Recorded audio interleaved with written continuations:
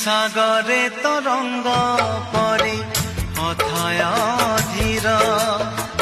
পক্ষীঠু নিরীহ যিয়ে নদীর গভীর সাগরে তরঙ্গ